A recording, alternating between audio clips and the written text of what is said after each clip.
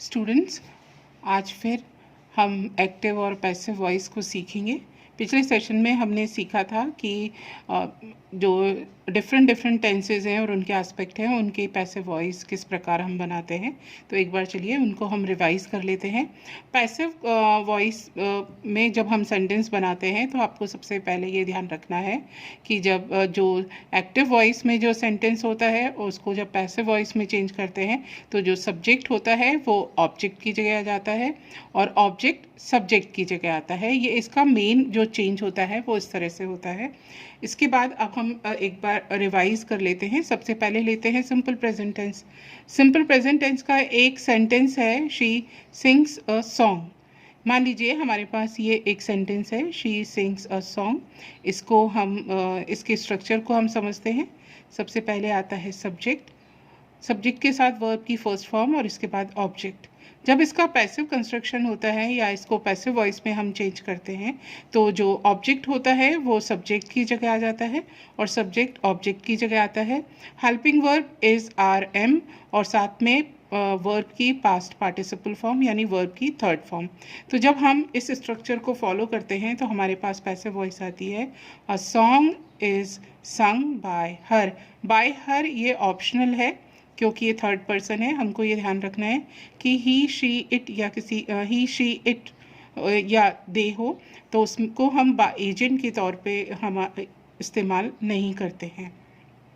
इसके बाद आता है सिंपल पास्ट टेंस। इसका एक सेंटेंस देख लेते हैं, she सैंग a song. Active voice में इसका स्ट्रक्चर है सब्जेक्ट, वर्ब की सेकेंड फॉर्म और इसके बाद ऑब्जेक्ट। जब इसका हम पैसिव वॉइस में जब इसको चेंज करते हैं तो इसका जो ऑब्जेक्ट होता है वो सब्जेक्ट की जगह आता है और इसके साथ इसके कॉरस्पॉन्डिंग हम इसकी हेल्पिंग वर्ब लिखते हैं, वॉज या वर। मान लीजिए अगर यहाँ पर ये सब्जेक्ट जो पहले ऑब्जेक्ट था और अब सब्जेक्ट की जगह आया है वो सिंगुलर है तो हम वॉज का प्रयोग करेंगे, प्लूरल है तो वर का। इसके बाद वर्ब की थर्ड फॉर्म और बाय और ऑब्जेक्ट जो लास्ट सेंटेंस में सब्जेक्ट था।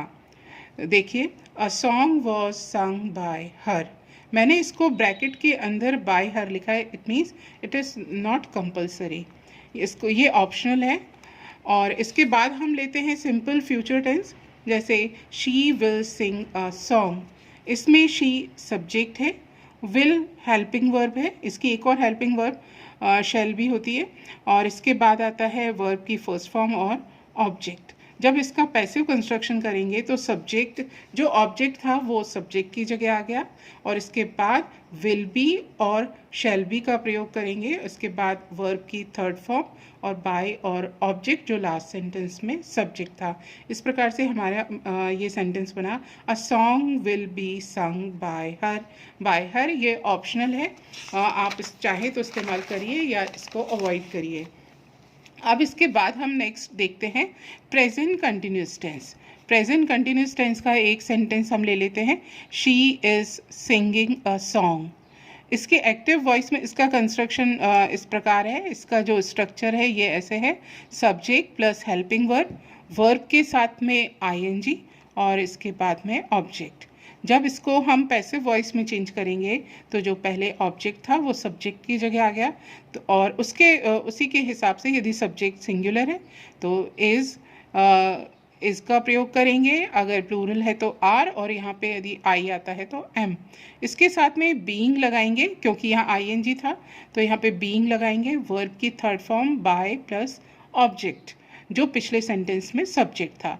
तो देख लीजिए, a song is being sung by her. Passive voice बनाने के लिए ज़रूरी है कि आप वर्ब की थर्ड फॉर्म को जान लें और ये बार बार आप जब बुक को रीड करेंगे तो अपने आप आपको ये चीज़ें, ये वर्ब की फॉर्म्स याद हो जाएंगी। इसके बाद लेते हैं हम पास्ट कंटिन्यूस टेंस। एक सेंटेंस ले लेते हैं, शी वॉज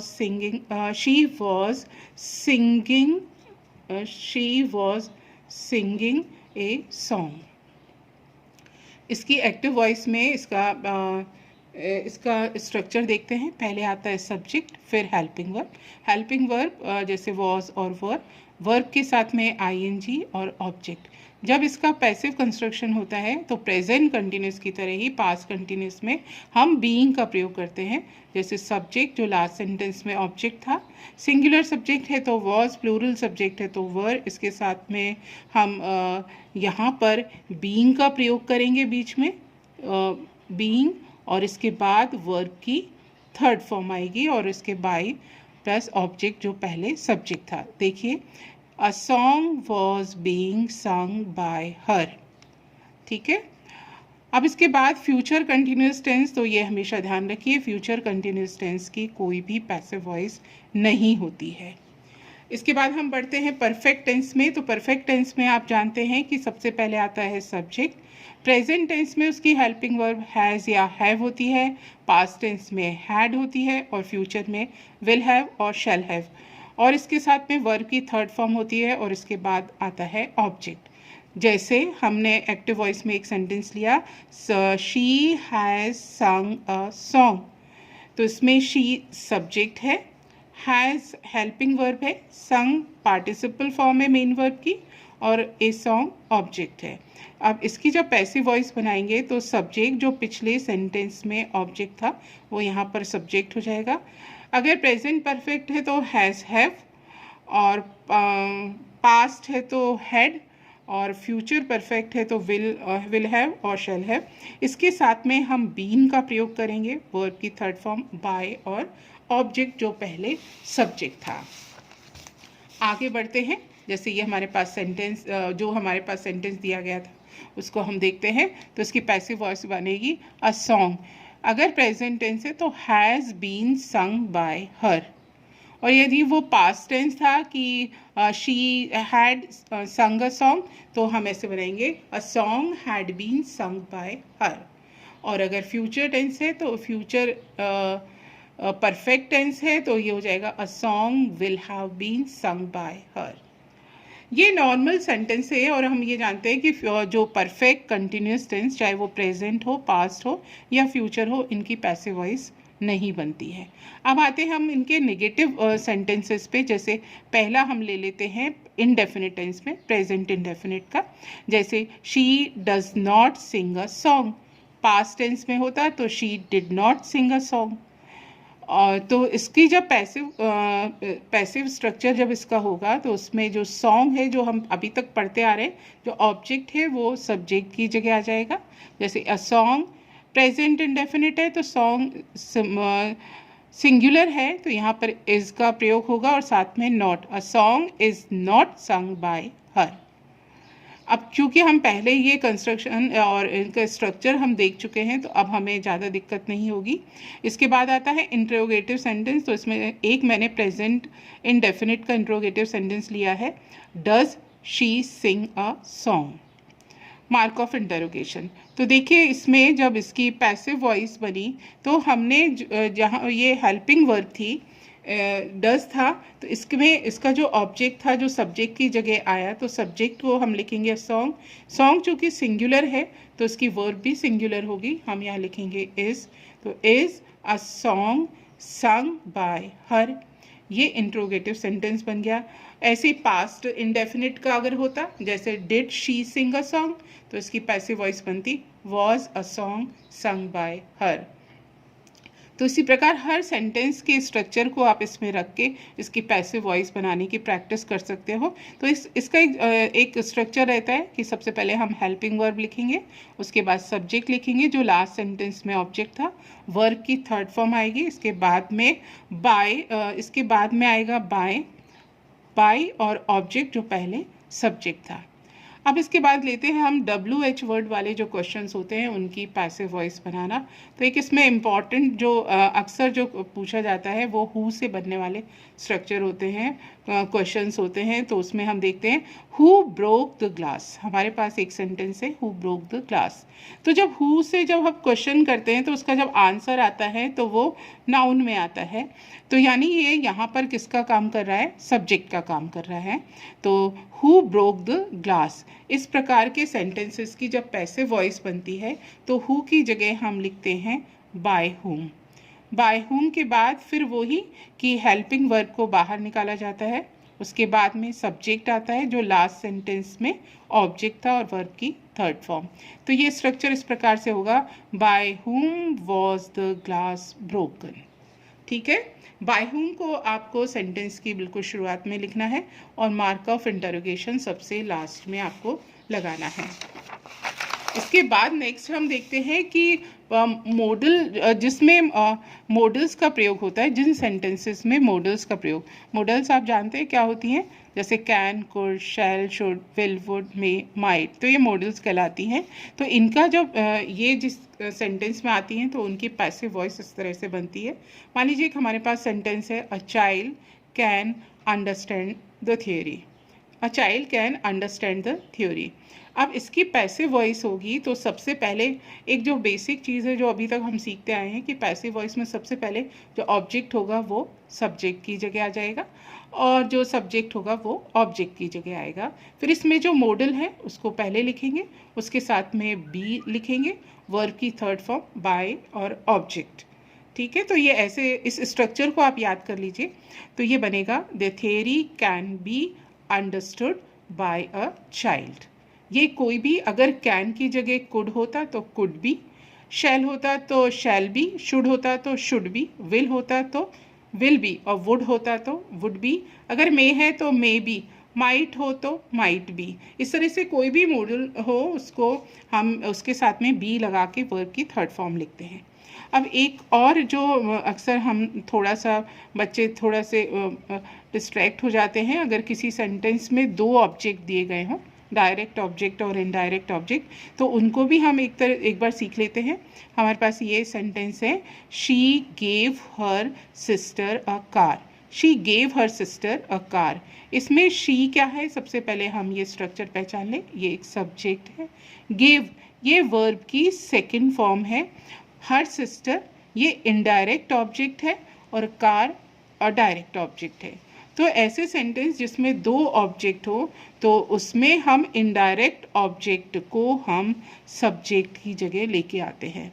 तो अब इसमें जो सब्जेक्ट होगा, जो इनडायरेक्ट ऑब्जेक्ट होगा वो सब्जेक्ट होगा, उसके बाद हेल्पिंग वर्ब, वर्ब की थर्ड फॉर्म, और उसके बाद आएगा डायरेक्ट ऑब्जेक्ट और उसके बाद बाय प्लस ऑब्जेक्ट जो लास्ट सेंटेंस में सब्जेक्ट था। तो ये बनेगा हर सिस्टर। अब चूंकि वर्ब की सेकंड फॉर्म थी तो यहाँ पे हेल्पिंग वर्ब आ जाएगी, वॉज, पास्ट टेंस है। Her sister was given a car. अब इसमें शी है तो बाय हर लिखना ज़रूरी नहीं है। तो इस तरह से हम देखते हैं कि जहाँ पर दो ऑब्जेक्ट होते हैं उसमें हम इनडायरेक्ट ऑब्जेक्ट को सब्जेक्ट की जगह लाके पैसिव वॉइस बनाते हैं। इसके बाद एक और है जो एग्ज़ाम पॉइंट ऑफ व्यू से बहुत इम्पॉर्टेंट है कि उस एग्ज़ाम में अक्सर इम्पेरेटिव सेंटेंस की पैसिव वॉइस बनाने के लिए पूछा जाता है। इम्पेरेटिव सेंटेंस होते हैं जिसमें कमांड हो, रिक्वेस्ट हो, थ्रेट हो, तो ये जो सेंटेंस होते हैं वो इम्पेरेटिव सेंटेंस होते हैं। और इनको आप देखेंगे, जैसे एक सेंटेंस मैंने लिया, bring a glass of water. आप देखेंगे इस सेंटेंस में सब्जेक्ट नहीं है, यहाँ पर सब्जेक्ट नहीं होता है।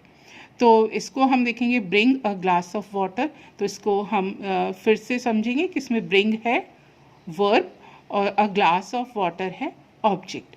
इस तरह के सेंटेंसेस की पैसिव वॉइस बनाने के लिए हम लेट का प्रयोग करते हैं। लेट प्लस ऑब्जेक्ट जो लास्ट सेंटेंस में इसमें देखते हैं जो लेट, और इसके बाद में आएगा इसमें आएगा ऑब्जेक्ट, इसमें आएगा ऑब्जेक्ट जो लास्ट सेंटेंस में भी ऑब्जेक्ट था, और उसके बाद में आएगा बी, बी के बाद वर्ब की थर्ड फॉर्म। ठीक है, तो इसमें let a glass of water be brought. ठीक है, तो इसमें a glass of water object था तो उसको हम यहाँ पर पहले लेके आ गए हैं और उसके बाद हमने बी लिखा है और बी के बाद ब्रिंग की थर्ड फॉर्म है ब्रॉट। ऐसे एक और सेंटेंस ले लेते हैं, do not tell a lie. Do not tell a lie, तो ये बनेगा लेट अ लाई। अब ये नॉट है तो नॉट को हम बी से पहले लिखेंगे, let a lie not be told. तो इसका स्ट्रक्चर होगा पहले आएगा लेट, उसके बाद लिखेंगे हम सब्जेक्ट, जो लास्ट सेंटेंस में ऑब्जेक्ट था उसको हम सब्जेक्ट की जगह ले आएंगे। इसके बाद आएगा नॉट और उसमें हम बी लगाएंगे और उसके बाद वर्ब की थर्ड फॉर्म। मान लीजिए कहीं पर नेवर लिखा है तो नेवर बी टोल्ड आएगा, और अगर कहीं पे हो जाता है ऑलवेज आता है तो वहाँ पे ऑलवेज लिखेंगे और ऑलवेज के बाद बी लिख के वर्ब की थर्ड फॉर्म लगाएंगे। तो इस तरह से आज हमने सीखा पैसिव वॉइस। जो पैसिव वॉइस में मेन जो स्ट्रक्चर्स थे वो हमने सीखे। अब हमने जो कुछ सीखा है वो हमने कितना सीखा है, हम क्या उसको कर सकते हैं, उसको हम अपने आप को जांचने के लिए हम अपना एक कुछ सेंटेंस है उनको हम चेंज करेंगे। तो मैं आपको कुछ सेंटेंस दे रही हूँ, उनको आप पैसिव वॉइस में बदलेंगे। पहला है students will read the book, students will read the book. दूसरा सेंटेंस है पोस्ट द लेटर। तीसरा है always speak the truth. Fourth है was she painting a picture, was she painting a picture. Number 5 who sang a song. Number 6, they will not have posted the letter. They will not have posted the letter. तो ये इस तरह से हमारा आज active voice और passive voice ख़त्म हो गया। आपको कोई भी प्रॉब्लम हो तो आप फिर से इस लेसन को देखिए, आपकी प्रॉब्लम्स इसमें सॉल्व हो जाएंगी। Thank you.